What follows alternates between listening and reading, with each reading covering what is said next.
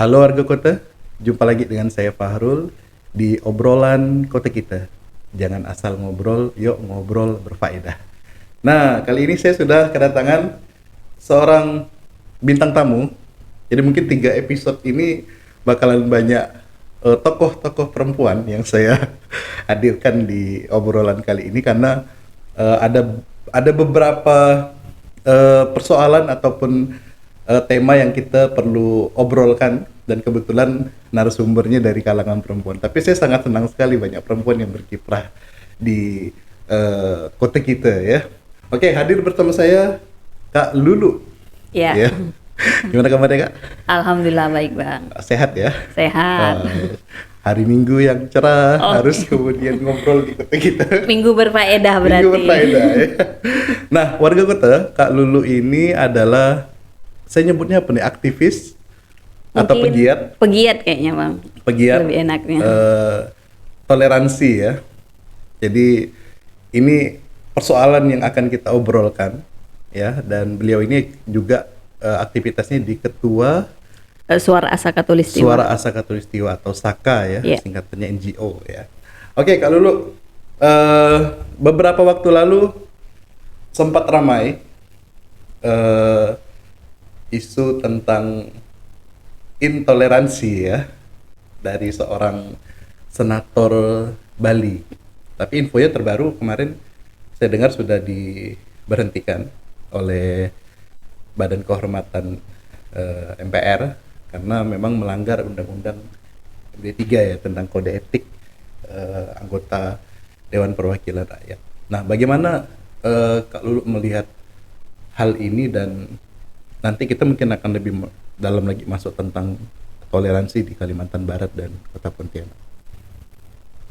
Oke.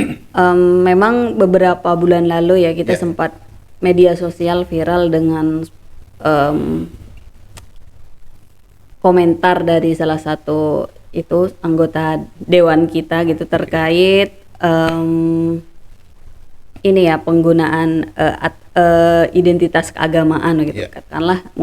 Katakanlah jilbab pada waktu itu yang dikomentarin. Nah, kalau saya melihat artinya ada persoalan sosial ya yang sekarang kita sedang hadapi begitu. Kenapa kok orang begitu membanggakan sebuah identitas? Sebenarnya tidak masalah membanggakan sebuah identitas kita. Misalkan saya beragama Islam begitu, mungkin teman saya beragama Kristen, Katolik, Hindu, Buddha.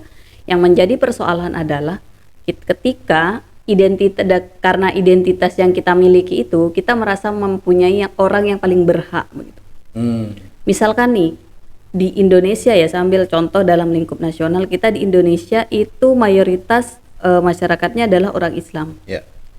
Bandingkan dengan mungkin dengan di Eropa yang mungkin Islam akan menjadi minoritas begitu.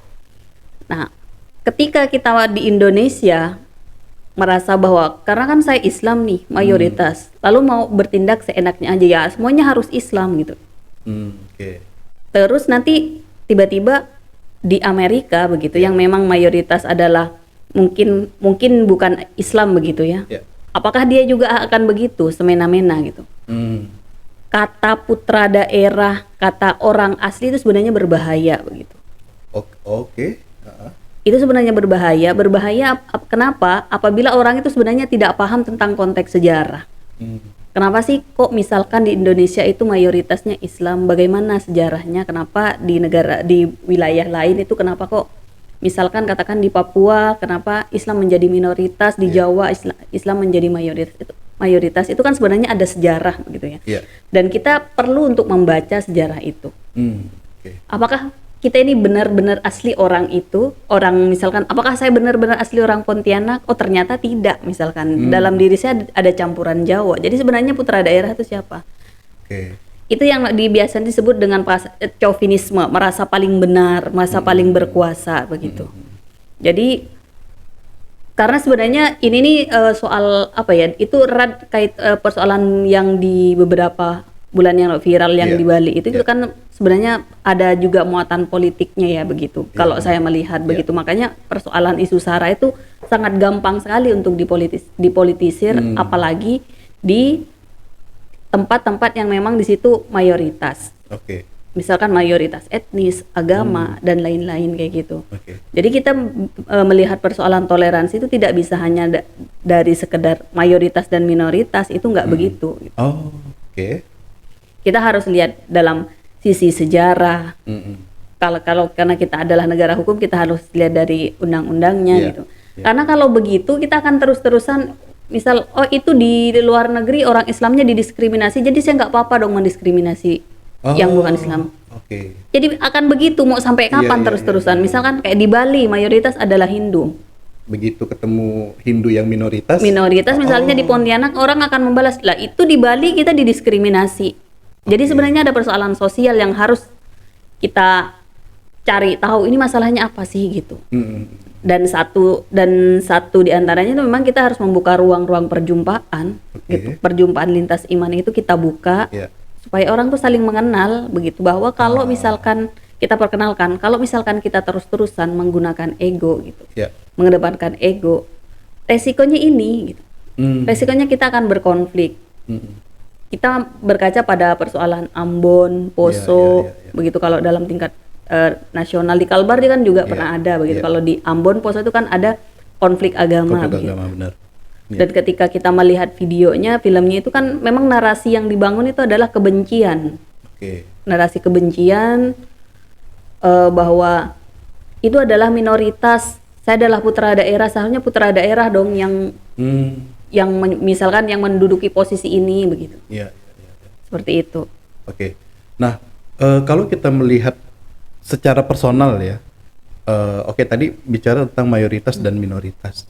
Nah, dan ini kan akan terus ada, Mbak ya. Artinya kalau kita lihat kenapa kemudian sampai founding father kita mencetuskan Bhinneka Tunggal Ika itu kan tidak sederhana ternyata persoalan itu kan. Artinya mereka melihat kemajemukan ini selain sebagai sebuah kekuatan dan kelebihan dari bangsa Indonesia, tapi juga sebuah pintu masuk, ya kan, disintegrasi gitu loh. Yang itu sangat rentan sekali, sehingga kemudian membuat sebuah tagline yang sangat, dan bahkan kita berterima kasih ya dengan adanya tagline Bhinneka Tunggal Ika itu gitu. Yang saya juga baca beberapa tesis di luar negeri itu sampai mereka mengakui kalau Indonesia itu dipindahkan ke entah negara-negara di Eropa, mungkin mereka sudah berpecah belah gitu loh. Tapi untungnya kondisi itu ada di Indonesia gitu ya. Dengan kemajemukan itu, dengan tagline Bhinneka Tunggal Ika itu.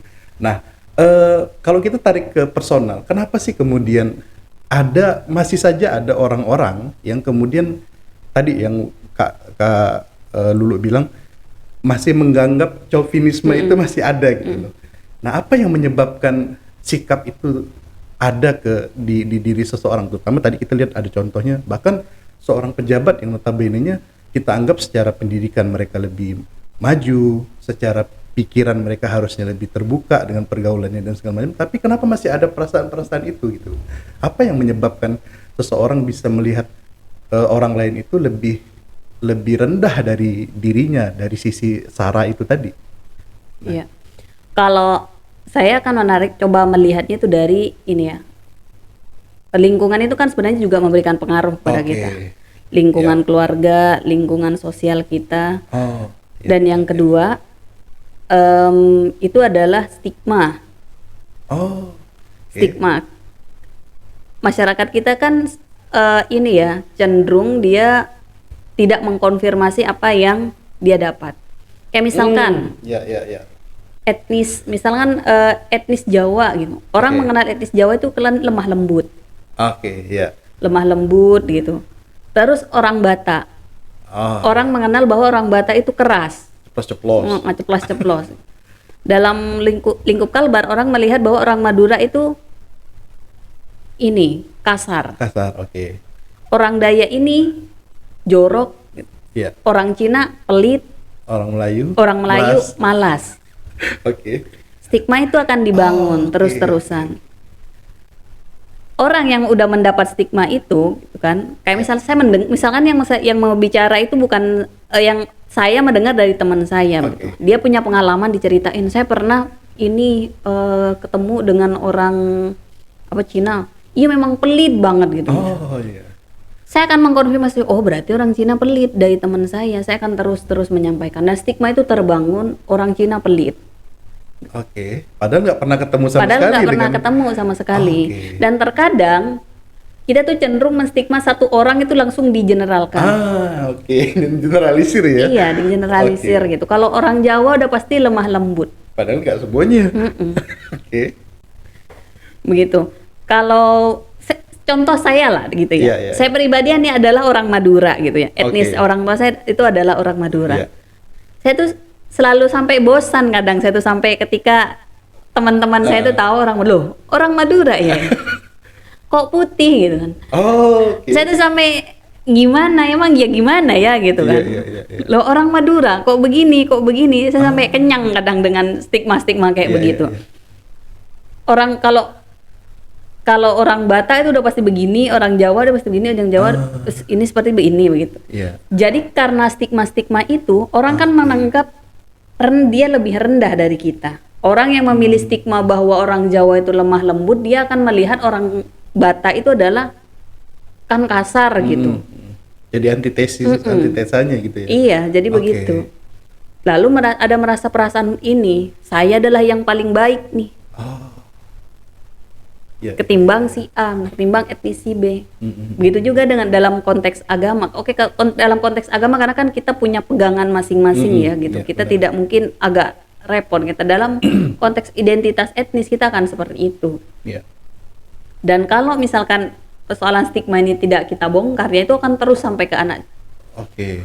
cucu kita terus-terusan mendapat stigma itu. Iya. Kita tidak pernah mau mengkonfirmasi terlebih dahulu. Saya punya teman orang Batak itu yang dia yang nggak yang kasar, justru dia ngomongnya lemah lembut. Iya, saya ketemu orang Jawa yang sampai sekarang dia nggak mau mengakui bahwa dia itu adalah orang Jawa, karena dia orangnya suka ngumpat gitu kan. Iya. Jadi dia merasa terbebani dengan stigma bahwa Kejawaannya iya itu ya. orang Jawa itu harus lemah lembut, sedangkan dia orangnya urak-urakan teriak-teriak Iya. gitu. Jadi dia ketika ditanya apakah orang Jawa, enggak saya orang Indonesia, dia selalu bilang begitu. Begitu juga dengan saya begitu kan. Iya. Ketika saya mengaku orang Madura, orang-orang tuh pada bingung. Orang Maduranya yang di sana nggak mengakui bahwa saya orang Madura. Orang Pontianaknya nggak mengakui bahwa saya ini adalah orang Pontianak. Jadi saya orang mana gitu. Iya. Lucu juga ya jadinya. Iya, jadi Oke. terus-terusan seperti itu. Iya. Oh, oke. Jadi stigma-stigma itu ya yang dibangun di dalam kepala pribadi masing-masing Iya. itu ya. Dan ini kan menguat ya di Oke. masyarakat. Ya. Menguat di masyarakat dan akhirnya terus terbawa. Nah, Iya. stigma itu juga memperkuat chauvinis itu tadi Oh, oke. menjadi penyebab. Jadi memang persoalannya itu sangat panjang begitu. Ini masuk ke dalam persoalan sosial lah yang Iya. memang harus sama-sama kita bongkar, kita kikis. Makanya kita selalu mengupayakan gitu adanya ruang-ruang perjumpaan lintas etnis, lintas agama. Iya. Kalau dalam konteks agama kita selalu memperkenalkan kayak misalkan Iya. tradisi puasa gitu. Iya. Oh dalam Islam itu puasanya begini, dalam Kristen begini, dalam Oke. Hindu, Buddha, Katolik Iya. itu begini. Supaya mereka tidak menghujat gitu. Yang ini begini, yang ini begini, yang itu begitu gitu. Iya. Seperti itu. Jadi ada saling menghargai satu sama lain kayak Oke. begitu. Misal dalam konteks pertemanan antara agama begitu ya. Yang satu makan babi, yang satu tidak makan babi. Ya nggak usah paksa gitu. Oh iya. Dan Benar. kesalahan orang tuh kan begini ya. Ketika kita membicarakan toleransi, orang tuh akan menganggap bahwa kita tuh ya misalnya aku tidak makan babi, temanku makan babi, aku harus makan babi kayak gitu. Oh harus ngikut ya. Iya. Yang dipahami seperti itu. Sebenarnya nggak begitu. Iya. Kita saling membuka Menghargai. ruang. Iya, saling menghargai, Iya. membuka ruang gitu. Teman-teman kita mungkin yang dari Katolik dia pada perayaan hari Natal perlu untuk misalkan mereka ingin membuat kegiatan seperti Islam mungkin kayak pawai obor. Ya silahkan Oke. gitu. Karena mereka punya dalam konteks bernegara mereka punya hak gitu. Yang Islam ya monggo silahkan begitu. Jangan merasa mentang-mentang di sini adalah mayoritas Islam, hanya Islam aja yang boleh melakukan pawai obor. Kalau memang ada tradisi orang Kristen mau pawai obor ya monggo silahkan gitu. Justru sebenarnya kita juga mendapatkan manfaat itu gitu. Kayak lebat libur kan lah ya, itu yang paling bisa kita rasakan gitu. Libur Natal, libur Idul Fitri, libur Imlek gitu. Kalau yang ibu-ibu mungkin pas Imlek diskonnya gede, pas Lebaran. Di pasar itu kan yang mendapatkan manfaatnya bukan hanya tiba-tiba Natalan langsung orang Kristennya aja yang mendapat manfaat. Semuanya dapat ya. Semuanya, begitu juga dengan Idul Fitri gitu. Perayaan yang macam-macam yang lainnya itu juga semua mendapatkan manfaat. Itu sebenarnya kalau yang misalkan kita membuka pikiran kita, oh ini manfaat adanya toleransi nih, manfaat ada keberagaman nih, kita juga merasakan kayak begitu. Iya. Oh, oke. Menarik ya. Jadi ternyata apa ya? Ya itu mungkin menjadi salah satu karakter masyarakat Indonesia juga sih kayaknya ya. Dengan keberagaman itu yang kemudian membuat mereka memunculkan stigma-stigma itu. Nah, tapi saya setuju tadi dengan apa yang disampaikan Kak Lulu, kita perlu membuat ruang-ruang pertemuan itu ya, supaya kemudian masing-masing kita tidak lagi terjebak dengan stigma. Betul. Itu di kepala masing-masing ya. Betul. Jadi satu dengan yang lainnya saling tahu jadinya kan. Nah, saya pribadi sebenarnya dari kecil itu mungkin saya besar dengan dari tradisi interaksi antar suku ya terutama ya. Nah, karena kebetulan ayah saya itu bekerja dengan orang Chinese ya, Tionghoa gitu. Sehingga sejak kecil memang saya pribadi dan keluarga terbiasa untuk kemudian saling kunjung mengunjung ketika terjadi momen-momen hari besar gitu ya. Betul. Dan itu sesuatu yang lumrah gitu loh. Dan terjadi bertahun-tahun lamanya dalam keluarga kami gitu kan, saling balas membalas, makan kue keranjang, kemudian pada saat lebaran mereka ngasih kita parcel dan segala macam. Itu sesuatu yang lumrah gitu dan ya fine saja gitu kan, menyenangkan gitu loh. Dan asik gitu kan. Jadi kita tahu budaya mereka, kemudian mereka juga jadi mengerti budaya kita. Dan itu membuat cara kita memandang mereka pun menjadi berbeda gitu loh, ketimbang orang-orang yang mungkin tidak pernah berinteraksi. Betul. Ya kan? Nah, berarti kan kita perlu membuka ruang-ruang interaksi ini sebenarnya yang harus diperkuat lagi ya di Kota Pontianak. Nah, oke. Kalau di Pontianak sendiri kemarin juga baru dirilis ya. Dan saya senang sekali ternyata Singkawang ya itu mendapat peringkat pertama dari 10 kota yang paling toleran di Indonesia. Nah, bagaimana Kak Lulu melihat hal ini dan sebenarnya kenapa kemudian sampai Singkawang bisa mendapat predikat itu? Oke. Kalau terkait predikat ya dari Setara Institute begitu, itu karena yang memberikan predikat kota toleran itu adalah Setara Institute. Mereka itu kan punya standar ini ya, penentuan kayak misalkan dari kebijakan, apakah ada kebijakan yang diskriminatif, apakah ada tindakan-tindakan intoleran gitu. Oh, ada kriteria penilaian? Iya, mereka punya kriteria penilaian terus dari aktivitas kegiatannya kayak begitu. Nah, di Kota Singkawang itu kebetulan dalam segi kebijakannya Wali Kota Singkawang itu pernah membuat surat edaran tentang ini. Intinya surat edaran itu meminta agar semua elemen masyarakat itu bertoleransi begitu. Poin-poinnya itu saya lupa, tapi dia memang kebijakan itu kebijakan yang sangat mendorong adanya toleransi begitu, dan itu spesifik begitu. Nah, dalam konteks Kota Pontianak itu kan belum ada begitu. Iya, makanya Kota Pontianak itu belum masuk dalam ini predikat kota toleran begitu. Nah, di Kota Pontianak itu kan kita sering sering ada persoalan-persoalan intoleran gitu. Sebenarnya apakah Singkawang tidak pernah ada? Ada gitu. Hanya saja ini karena penilaian dari Setara itu memang administratif dan juga melihat dalam komposisi masyarakatnya begitu. Nah, di Kota Pontianak itu Memang ada beberapa kebijakan itu karena Saka pernah membuat sebuah riset tentang analisis kebijakan publik dalam perspektif pluralisme kewargaan, dan di situ kita membaca beberapa kebijakan yang dikeluarkan oleh pemerintah Kota Pontianak begitu. Dan kita menemukan beberapa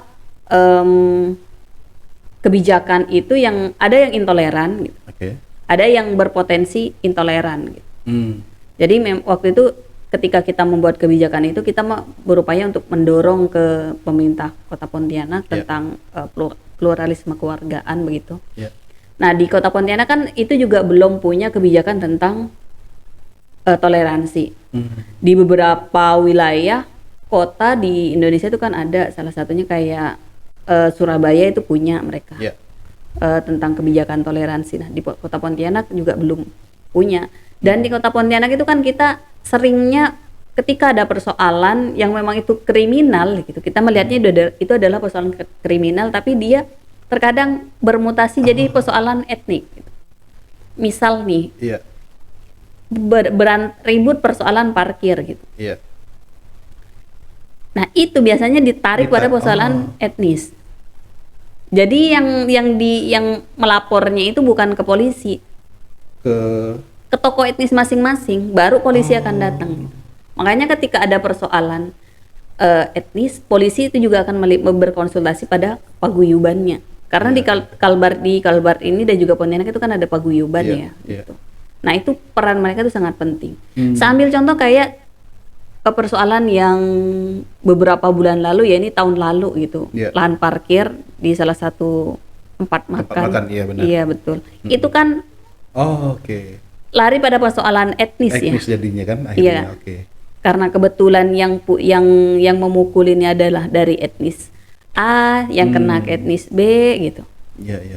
Lalu padahal sebenarnya nggak ada hubungannya. Nggak ada hubungannya begitu. Dan itu terjadi beberapa kali. Gitu. Di Kampung Beting itu juga pernah ada. Begitu terus. Iya. Fenomenanya gitu di Pontianak yang ini yang kita baca ya. Dan persoalan dan fenomena itu ketika dia secara etnis itu kecil jumlahnya, dia akan ditarik pada persoalan agama dengan alasan solidaritas, membangun solidaritas. Iya. Misal saya Islam gitu, terus teman saya ini Katolik gitu, saya berantem dengan dia. Dari segi etnis saya Madura, dia Dayak misalnya, berantemlah kita. Secara jumlah saya Madura kalah, maka saya akan mencoba untuk menarik ke teman-teman yang Islam. Jadi mayoritas jadinya. Iya. Polanya itu seperti itu yang kita baca, karena kita melihat beberapa ketika ada persoalan kita coba untuk mengkaji dan memang persoalannya itu seperti itu, modelnya begitu. Makanya kalau kita membaca data pemilu ya, karena kita melihatnya itu kan SARA itu kan naiknya pada pemilu ya, momen-momen pemilu begitu. Nah Kalbar itu dia dulu waktu pilkada 2018 itu dia kan masuk urutan ketiga ya, yang wilayah rawan konflik SARA setelah Papua dan Maluku itu Kalbar. Dan tahun ini Kalbar itu kembali masuk dalam pemetaan Bawaslu bahwa rawan konflik SARA, penggunaan isu SARA begitu. Nah itu kan sebenarnya ditarik dari dari sejarah kita kan. Akarnya ya. Iya, akarnya karena kita punya sejarah itu yang memang tidak selesai pada persoalan akar, sehingga kita tuh gampang banget kepantik, kepicu gitu. Karena itu tadi stigma itu terus dibangun dari diperkuat kan adanya konflik itu. Konflik beberapa kali terjadi, kalau saya baca risetnya itu 17 kali dari zaman-zaman dulu. Sampai 9 puncaknya itu 97, 98 itu ya? Iya, itu. Dan di Kalbar itu kan kita memang tidak ada ini ya, rekonsiliasinya tuh nggak kuat. Jadi masih ada saling kecurigaan antar etnis. Mungkin di tingkat elit sudah enggak gitu, karena mereka punya kepentingan. Tapi di tingkat akar rumput mereka masih. Itu bisa dilihat dari ya itu tadi persoalan kecil aja itu larinya ke etnis. Kayak begitu. Tapi ya ini kan karena ini kan persoalan sosial ya, persoalan sosial yang nggak bisa kelihatan, dia nggak ada warnanya, nggak ada bentuknya, nggak ada wujudnya. Itu bisa kita lihat ketika ada persoalannya, lalu kita baca modelnya, oh ternyata memang benar begitu. Oke. Nah ini informasi yang saya baru tahu juga ya. Iya. Jadi ternyata serentan itu ya. Iya, kita sebenarnya memiliki kerentanan karena kita referensinya juga dari segi akademik ya. Kita Iya, membaca iya. riset dari Bawaslu, riset dari akademisi tentang situasi SARA di Kalimantan Barat begitu. Artinya kan isu SARA ini khususnya di Kalbar ya. Nah kalau tadi kita bicara tentang kaitannya dengan politik kan artinya ini sangat rawan sekali dipolitisasi ya kan, untuk kemudian kepentingan sesaat ya. Iya. Dalam kontestasi pemilu dan segala macam. Oh, oke. Aduh, berarti kayaknya perlu ada langkah yang komprehensif ya. Iya, makanya kan pemerintah itu kita ada yang namanya FKUB, membuat FKUB di dalam konteks agama begitu, di etnis itu ada FPK, Forum Pembauran Kebangsaan. Ada juga paguyuban Merah Putih yang memang di situ perkumpulan antar ada saya ketemu kemarin paguyuban Merah Putih. Iya, mereka antar etnis gitu. Terus ya ada banyak sekali ya gerakan-gerakan anak muda yang memang membuka ruang-ruang perjumpaan lintas iman, lintas komunitas kayak begitu, itu dilakukan. Dan ya kita sangat bersyukur ya, tapi memang itu tidak bisa dilakukan hanya sekali dua kali, itu harus continue begitu. Terus-terusan begitu.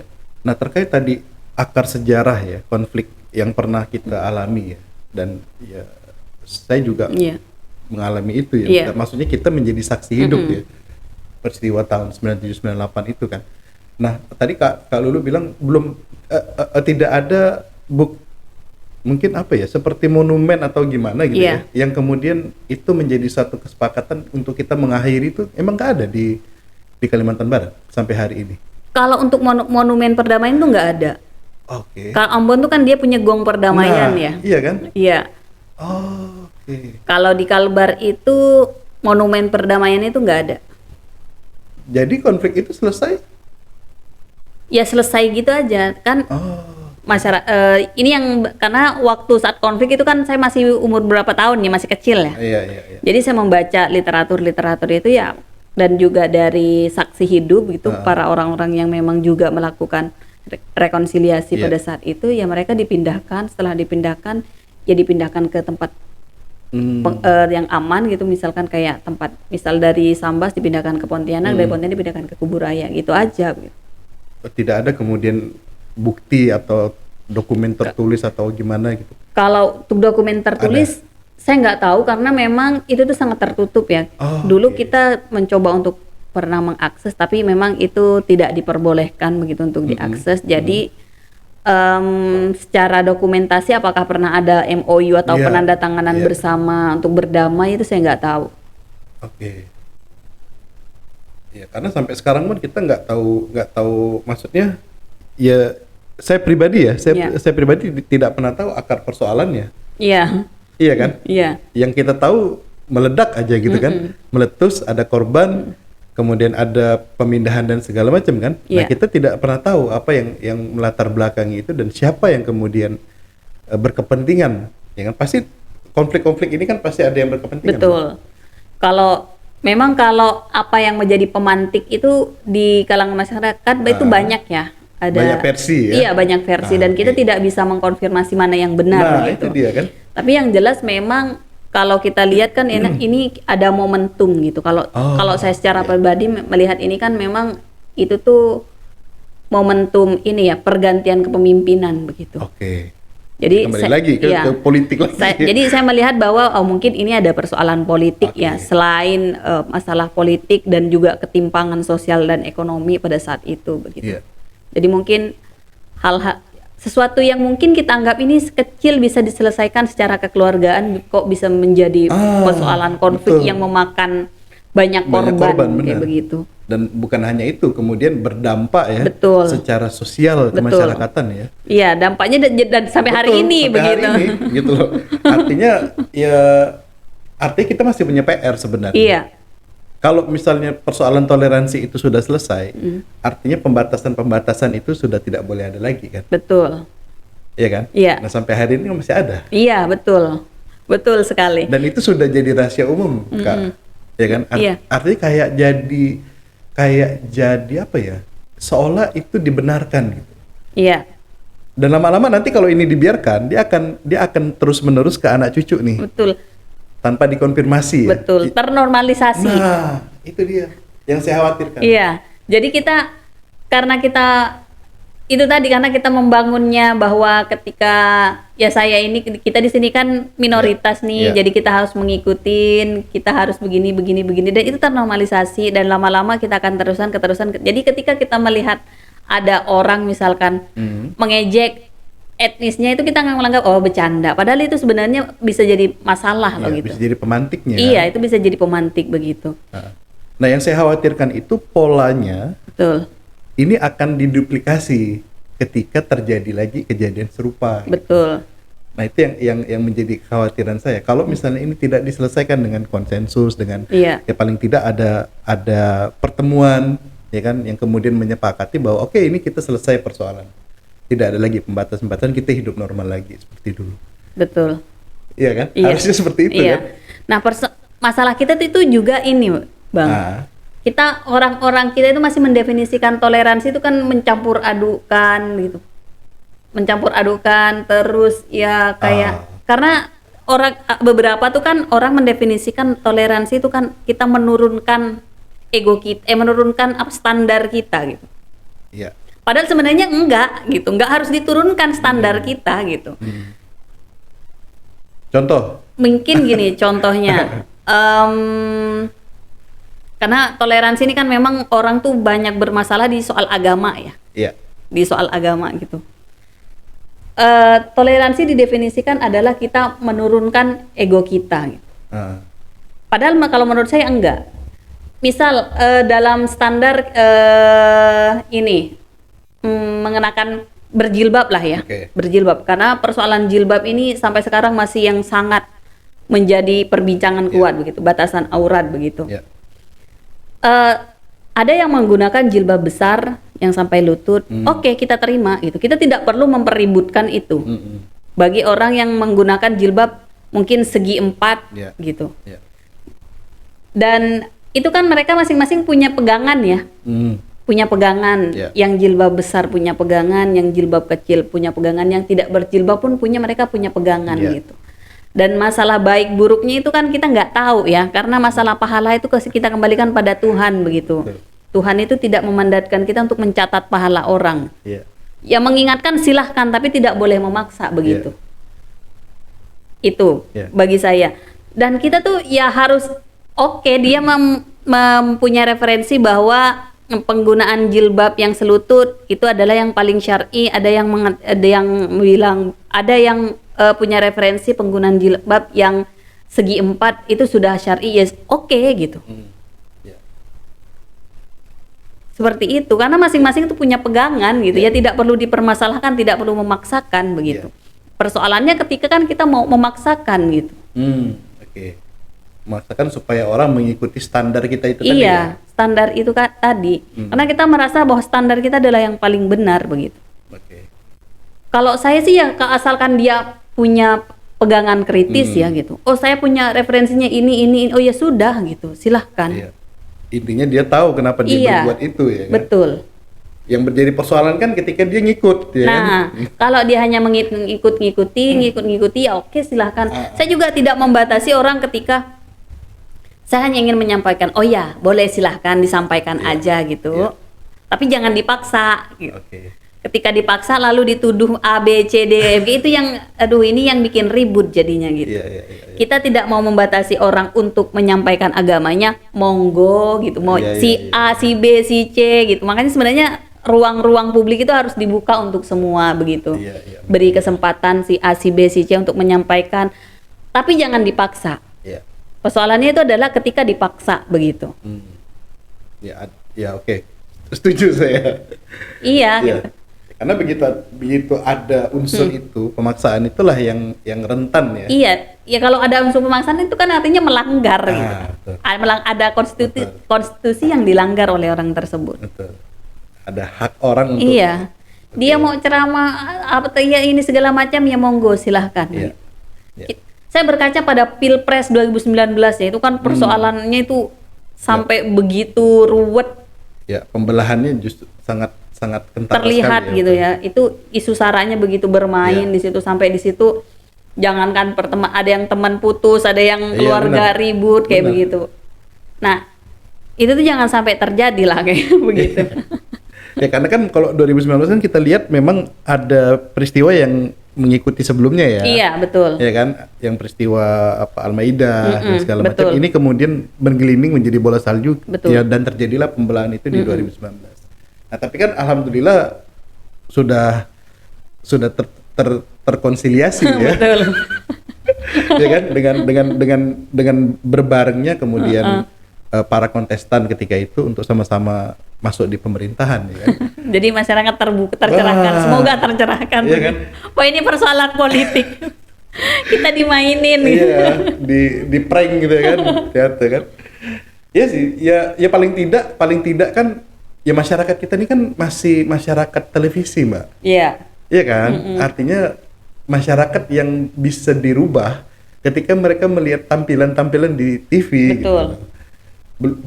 Belum sampai tingkat bagaimana mereka mencerna apa yang di balik layar itu. Betul, kan gitu. betul. Nah, itu yang sebenarnya membantu juga sih di satu sisi ya kan. Begitu tampilan di TV-nya bergandengan tangan, saling makan bareng-bareng, udah selesai itu, masyarakat nganggapnya clear ya. Dan ini tidak sampai kemudian memecah belah kita sebagai bangsa gitu loh. Betul. Kita bersyukur itu gitu loh. Nah, makanya 2024 ini kayaknya isu-isu ini kayaknya nggak terlalu sesanter 2019 ya. Beda. Beda ya. Ya kita bersyukur ya. Syukur. Nah, apalagi dengan ada 3 calon ini kan jadi lebih cair kayaknya ya, lebih asik kayaknya. Iya, jadi mungkin memang ributnya kayaknya antar pendukung gitu, betul. antar tim kemenangan aja kayaknya. Jadi tidak ditarik ke isu SARA itu tadi ya. Betul. Oke. Ya menarik ya. Berarti memang SARA ini kalau dari benang merah yang saya coba ambil memang ya betul itu tadi ya, tidak salah, artinya founding father kita itu sudah membaca jauh ya bahwa ini rentan sekali dijadikan rentan sekali dipolitisasi. Betul. Khususnya di Indonesia dengan kemajemukannya, dengan keberagamannya. Oke. Nah, saya kemarin juga sempat tergelitik juga. Saya ketemu dengan kawan lama di SMP SMA ya. Akrab sekali. Kalau agama saya Islam, dia Protestan ya. Sukunya saya Melayu, dia Batak. Jadi kami berbeda dari sisi itu. Tapi dekat sekali. Sering nginap di rumahnya, saya nginap di rumah dia nginap di rumah saya, dan kita maksudnya best friend gitu loh. Kita cerita dan segala macam. Nah, sampai suatu ketika kita ketemu di warung kopi, cipika-cipiki, peluk-pelukan ya, temu kangen ya kan. Nah, sampai dia cerita gitu loh. Karena dia tugas sekarang di salah satu kota di Jawa ya, sebagai ASN, dan dia cerita gitu loh. Dia panggil saya, "Rul, aku nih tugas di sini kok nggak nyaman betul ya," dia bilang. Kalau kita nih kan, kau Melayu, kau Islam, aku Batak, Protestan, kita nggak pernah mempermasalahkan itu gitu kan di ruang-ruang kelas ya kan. Kita bergaul dengan nyamannya di sini gitu. Tapi begitu dia pindah ke salah satu kota ini, dia menjadi objek tadi yang saya katakan, menjadi objek chauvinisme itu karena kebataannya, karena kemudian Protestannya, karena memang kota itu mayoritas Muslim gitu loh. Nah, sampai dia bilang, aku mau ngopi aja susah gitu, harus lihat dulu agamanya, harus. Padahal di sini kita ketemu di warung kopi dan kita tidak pernah mempermasalahkan itu. Kalaupun kita ngobrol tentang isu itu, kita tidak pernah sampai gebrak-gebrak meja kan di warung kopi kalau kita bisa. Nah, bagaimana Mbak Kak melihat ini gitu loh, fenomena ya, terutama di kota Pontianak ya. Nah, kemarin kita sempat juga bahas sedikit dengan Arni ya, pegiat sosial ya. Nah, mungkin apakah kemudian Pontianak dan Singkawang atau Kalbar lah terutama, kalaupun tadi dikatakan rentan ya, Tapi dalam proses 97 terakhir tahun 97 itu kan alhamdulillah kita tidak menemui lagi konflik besar ya, konflik SARA gitu. Dan mudah-mudahan itu tidak akan terjadi lagi ya dengan kedewasaan kita. Nah, mungkin kita sudah lelah gitu loh. Kemarin saya bicara dengan Ardi juga ya. Jadi masyarakat mungkin udah lelah, udah capek gitu kan. Dengan 17 kali potensi konflik yang muncul itu, sehingga kemudian begitu ada nih tadi kasus-kasus yang kemudian awalnya adalah tindakan kriminal yang kemudian ditarik menjadi konflik SARA. Nah, itu kemudian membuat masyarakat udahlah selesai gitu loh. Ya kan? Capek gitu dengan apa perselisihan ini gitu loh. Dan itu juga tidak membawa dampak apapun terhadap kondisi kita hari ini. Nah, bagaimana kalau lu melihat? Apakah memang ada maksudnya ya udah bosan masyarakat tentang konflik itu gitu. Ya, kalau di Kalbar itu kan 17 kali itu konfliknya itu ya Bang. Dari tahun 60-an sampai ke tahun 99. Jadi 17 kali konflik. Itu ada etnis Dayak Madura, Melayu, konflik etnis itu ya? Cina, Madura, Dayak itu yang pernah berkonflik dari tahun 60-an itu. Terus apakah masyarakat itu udah lelah? Saya pikir ini tinggal momentum aja ya gitu. Karena mungkin masyarakat hari ini saya nggak tahu apakah sudah teredukasi tentang ini begitu. Tapi kalau masih melihat di tingkat akar rumput, persoalan kriminalitas itu masih bisa ditarik pada berubah menjadi bermutasi pada soal etnis dan agama. Saya pikir yang perlu kita lakukan itu adalah edukasi ke masyarakat begitu ya. Dan edukasi ke masyarakat itu tidak mungkin ya selain itu tadi ruang-ruang perjumpaan, pertukaran budaya begitu antara budaya yang ada di Kalimantan Barat, memperkenalkan masing-masing budayanya seperti apa begitu. Lalu karena kan kita ini mudah sekali ya terpantik gitu. Mudah sekali terpantik, dan apalagi penggunaan media sosial itu kan kadang tidak pernah memfilter ya. Mungkin ada yang dipotong, ada yang mungkin memang real, dan kadang beberapa media-media itu dia tidak menyertakan dengan narasi. Dia hanya video diunggah, diposting, dan argumentasinya tuh liar di media sosial, macam-macam. Dan melihat dengan background pendidikan masyarakat kita di Indonesia juga yang dia masih di bawah rata-rata begitu, masih sangat jauh lah ya kalau dibandingkan dengan negara tetangga kita gitu. Dan kita nggak tahu juga kalau misalkan ditarik ke wilayah Kalimantan Barat seberapa tinggi angka putus sekolah kita. Saya nggak tahu, saya belum baca datanya gitu. Kita masih punya banyak PR di bidang pendidikan, infrastruktur, ketimpangan ekonomi kita juga masih. Dan itu dari berbagai persoalan sosial, politik, dan ekonomi itu saya melihat itu ya tinggal ada momentum aja gitu. Itu ibaratnya kayak sebuah lahan gitu, lahan gambut itu, kanal-kanalnya itu udah nggak jalan.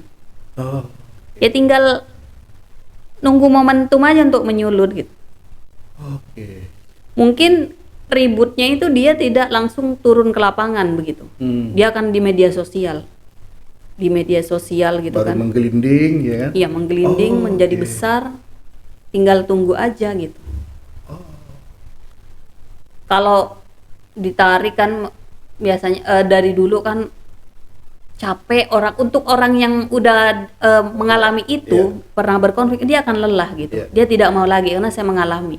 Tapi untuk generasi saya gitu, yang memang termakan dari stigma, terdidik dari orang tua yang dulu dia pernah melihat menjadi saksi hidup, menjadi korban.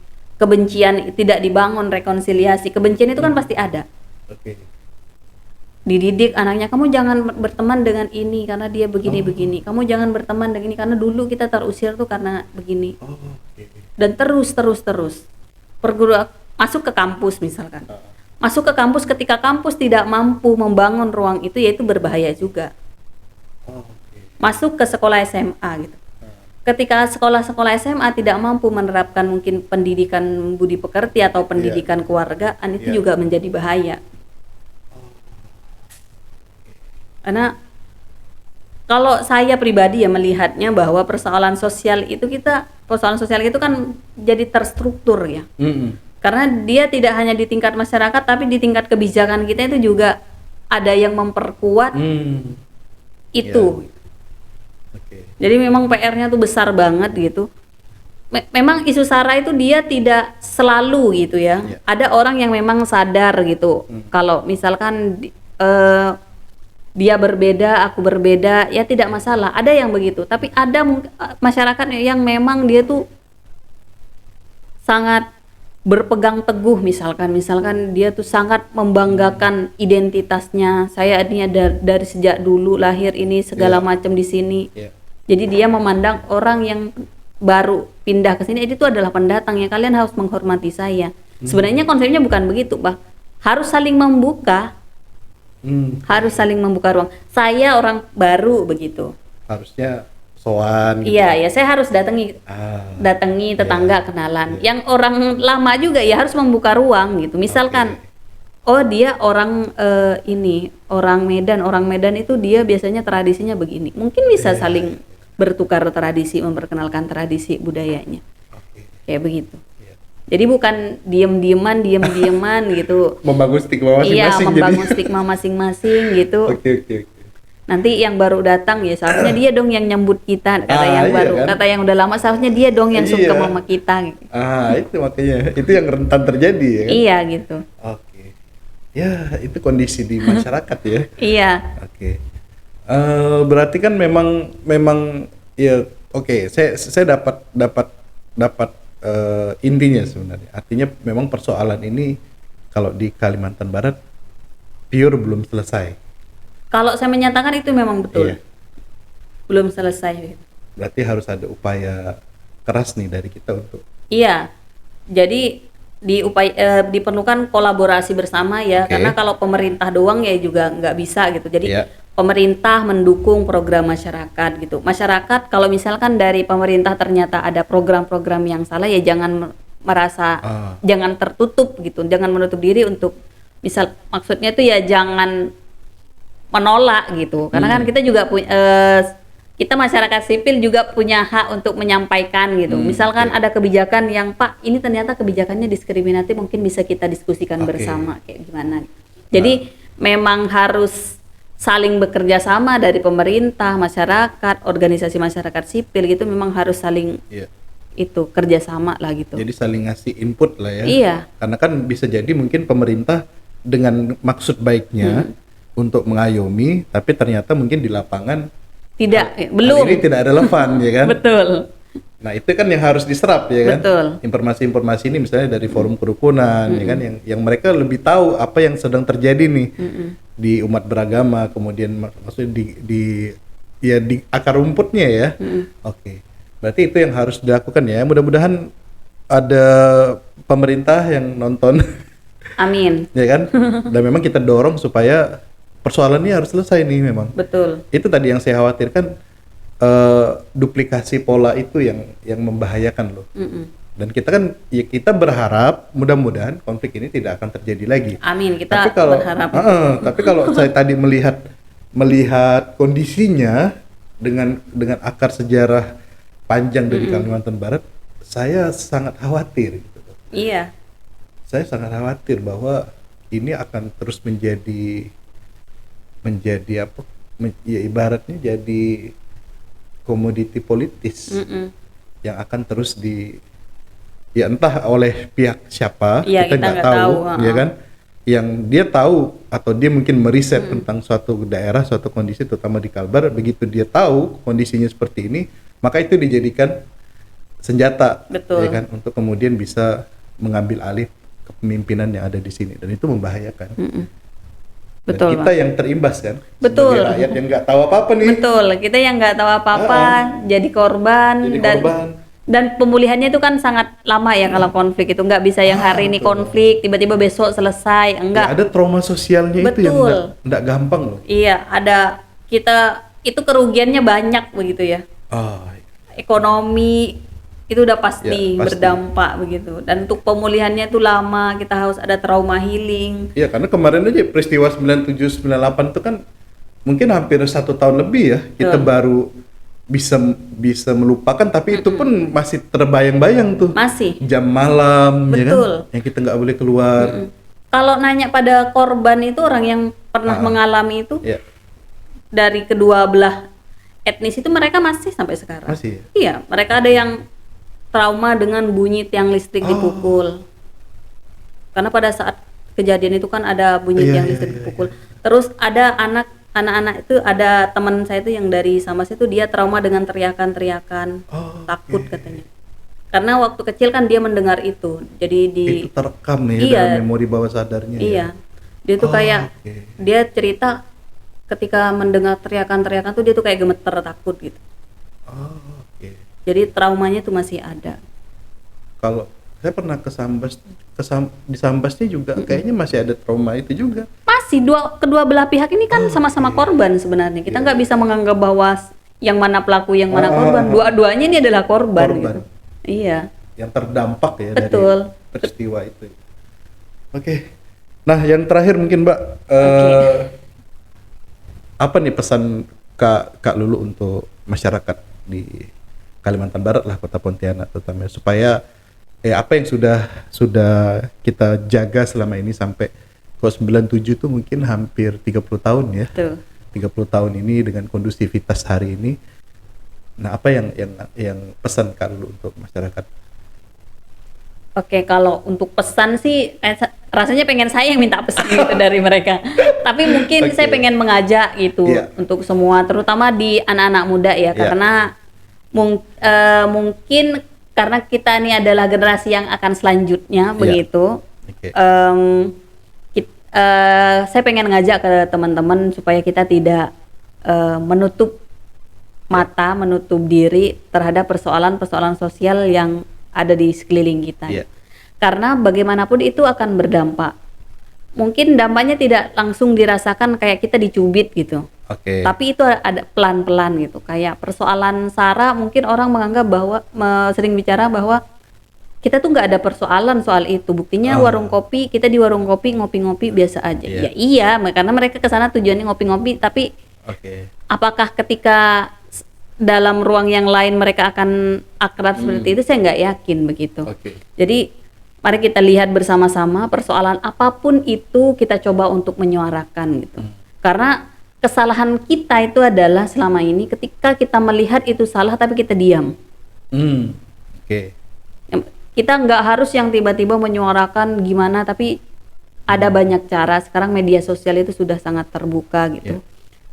Disampaikan. Dan juga pemerintah jangan ketika kita menyampaikan kita seolah-olah mengkritik mereka, enggak, sebenarnya kita ingin mengajak gitu. Mungkin beberapa orang yang dianggap mengkritik itu dipermasalahkan karena narasinya begitu ya. Ya disampaikanlah narasi yang benar gitu. Jangan tiba-tiba ada orang menyampaikan pendapat dianggap itu mengkritik, merendahkan, lalu dibawa ke jalur hukum, tapi disampaikan gitu. Mari kita diskusikan karena persoalan-persoalan yang ada di sekeliling kita itu akan berdampak tidak hari ini, tapi mungkin besok, lusa, dan yang mungkin beberapa tahun yang akan datang kita akan merasakan itu. Ya. Seperti itu sih. Oke. Makasih banyak Kak Sama-sama, Lulu Bang. sudah mau hadir di obrolan kota kita. Makasih juga udah dikasih ruang buat Oh, iya. menyampaikan. Karena memang tujuan kita ya obrolan kota kita, saya sering sampaikan ke banyak narasumber bahwa memang kita ingin mengangkat hal-hal yang sifatnya global, isu-isu global, tapi kita potret dari skala lokal gitu loh. Dan isu toleransi ini menurut saya sesuatu yang sangat penting untuk terus selalu kita jaga ya. Betul. Supaya ini tidak menjadi pantikan-pantikan yang kemudian membuat konflik-konflik SARA itu muncul kembali di Kota Pontianak di Kalimantan Barat. Betul. Dan kita harus jaga sama-sama. Oke, sekali lagi makasih banyak. Sama-sama Bang, makasih kembali. Oke warga kota, itu tadi obrolan kota kita tentang seputar toleransi, dan mudah-mudahan memberikan informasi, menginspirasi kawan-kawan dan terutama berbagai pihak yang ikut serta dalam membangun budaya toleransi di Kalimantan Barat. Sekali lagi terima kasih ke Kak Lulu yang sudah mau hadir. Oke, Warga Kota, itu aja obrolan kota kita kali ini. Fahrul pamit, kita ketemu lagi di obrolan kota kita berikutnya. Dadah.